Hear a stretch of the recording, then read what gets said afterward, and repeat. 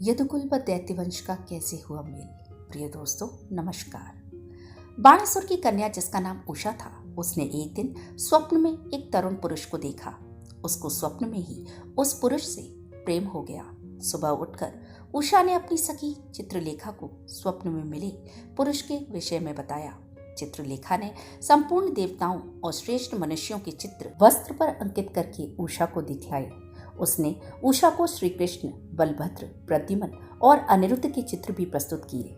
उषा ने सब चित्रों को ध्यान से देखा और फिर अनिरुद्ध के चित्र को देखकर बोली, यही है वह पुरुष। इसके बाद चित्रलेखा कुछ दैत्य मायावनी स्त्रियों को साथ लेकर द्वारका गई और रात्रि के समय उसने सोए हुए अनिरुद्ध को माया से मोहित करके उषा के पास सुला दिया। सुबह अनिरुद्ध ने स्वयं को अत्यंत रमणीय पलंग पर सोया हुआ पाया। पास ही समस्त शुभ लक्षणों से युक्त स्वर्ण के समान रंग और सुंदर केशों वाली उषा समीप बैठी हुई थी। तब से उषा और अनिरुद्ध साथ रहने लगे। एक दिन अंतःपुर की कुछ बूढ़ी स्त्रियों ने बाणासुर को इसकी सूचना दे दी। समाचार सुनते ही राजा की आंखें क्रोध से लाल हो गईं। उसने तुरंत सेवकों को भेजकर अनिरुद्ध को दरबार में आने का आदेश दिया। सेवक अनिरुद्ध को पकड़ने के लिए जैसे ही आगे बढ़े, अनिरुद्ध ने महल का खंभा उखाड़कर सेवकों को मार भगाया। बाणासुर को यह समाचार मिला तो उसे अनिरुद्ध के विषय में जानने की उत्सुकता हुई।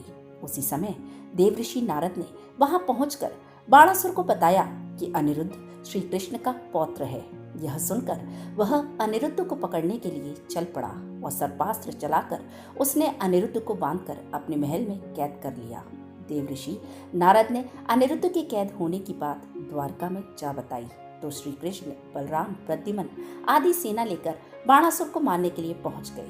पूर्व काल में बलि पुत्र बाणासुर की तपस्या से प्रसन्न होकर भगवान शंकर ने उसे वरदान दिया था कि वे स्वयं बाणासुर के नगर द्वार की रक्षा करेंगे। इसलिए जब श्री कृष्ण सेना लेकर बाणासुर के नगर में पहुंचे तो भगवान शंकर कृष्ण से युद्ध करने पहुंच गए। वे कपाल धारण किए, शरीर पर विभूति रमाए और सर्पों का आभूषण पहने और हाथ में त्रिशूल लिए हुए थे। उनके साथ उनके भूतगण भी मौजूद थे। भगवान शिव को सामने देखकर श्री कृष्ण ने अपनी सेना को रोक दिया और स्वयं बलभद्र एवं प्रद्युम्न सहित शंकर जी के साथ युद्ध करने लगे।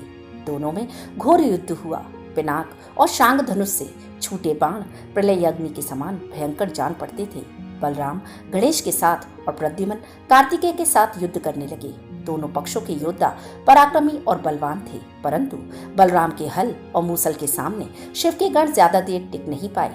यहाँ तक कि उन्होंने गणेश और कार्तिकेय को भी परास्त करके वापस भेज दिया। शिव और कृष्ण बहुत देर तक युद्ध करते रहे। शिव ने क्रोध में आकर अपने बाण पर तापजोर का आधान किया और उसे श्री कृष्ण पर छोड़ दिया, किंतु श्री कृष्ण ने शीत ज्वर से उस अस्त्र का निवारण कर दिया। इसके बाद दैत्यराज बाणासुर रथ पर सवार होकर भगवान श्री कृष्ण के साथ युद्ध करने के लिए आया।